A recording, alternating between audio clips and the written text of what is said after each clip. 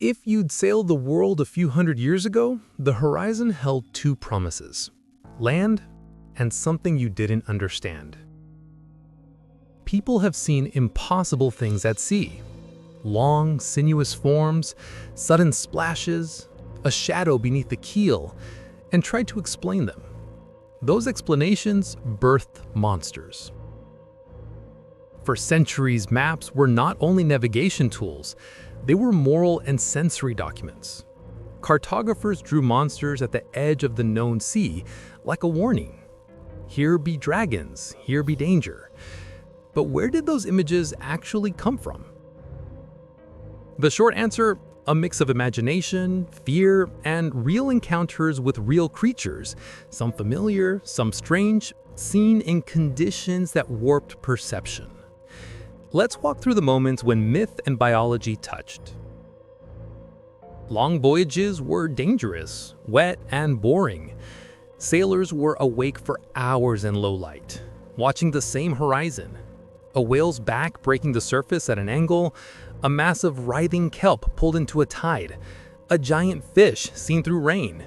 These become stories told and retold until the image grows. Imagine a whale carcass blown apart by waves. Ribs, vertebrae, and tissue strewn across the surface. At a distance, it can look like a long, multi-humped serpent. Sailors with no context for decomposing anatomy described what they saw, and their reports braided into legend. Take the Kraken, the monstrous cephalopod of Norse lore. For centuries, the Kraken was a thing of legend, a tentacled horror capable of dragging ships under. Then sailors started hauling up giant squid remains. These animals are real, enormous, and elusive. Their rare appearances, tentacles, great suckers, a writhing mass hauled alongside a ship, fit perfectly into the Kraken story. Giant squid can be many meters long. Seeing a single tentacle waving at the waterline, especially at night, could easily be read as a monstrous arm reaching for the ship. Biology provided props for myth. Then there's the oarfish. Long, ribbon-like, sometimes 10 meters or more, thin as a scarlet banner. When an oarfish washes ashore, its unusual shape terrifies towns that have never seen it. In some coastal cultures, the oarfish's appearance was an omen, a messenger from the deep and linked to earthquakes or doom. A living, absurdly long fish looks monstrous by default. Oarfish are not aggressive. They float, nearly motionless. But to someone who expects monsters, a 10-meter slithering shape is proof enough. Fossils play a surprising role. Before paleontology existed, people found huge bones and tried to fit them into known stories.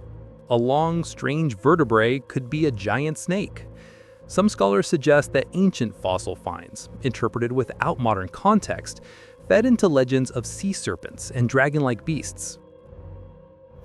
We can't say any single fossil created a specific legend, but the pattern is clear. Big bones plus human imagination equals myth-making. People wired for story filled the gaps. Other events nudge myths into being. Mass strandings, whale attacks on boats, bioluminescent red tides that make the sea glow blood red at night. A bloody-looking surface plus panic equals a story that spreads faster than the facts. Take documented sea serpent sightings from the 18th and 19th centuries. Many were written by amateur naturalists, honest observers who had never seen some creatures before. Their sketches are sincere, but lacking context. A hump here, a long neck there, exaggerated by words. Later, scientists re-examined these reports and matched them to known animals or optical illusions. The mystery often thins. Culture shapes the story too. Coastal peoples in the Philippines, Japan, Norway, and West Africa all told sea monster tales, but each culture dressed its creatures differently. Some saw tentacle terrors, others saw serpents, merbeasts, or whale-like devils. The shape of the monster often reflects what a culture fears or respects about the sea. Art, religion, and trade routes spread images. A sailor's tale heard in one port can be retold in another and remixed with local myth. Over generations, these blend until the original sighting looks mythic. Today, deep-sea exploration fills in many blanks. We filmed giant squid, described the oarfish's anatomy, and understood whale decomposition. Science reduces mystery, yes, but it also reveals stranger, more wonderful facts. The ocean is not empty of monsters. It's full of life we barely understand.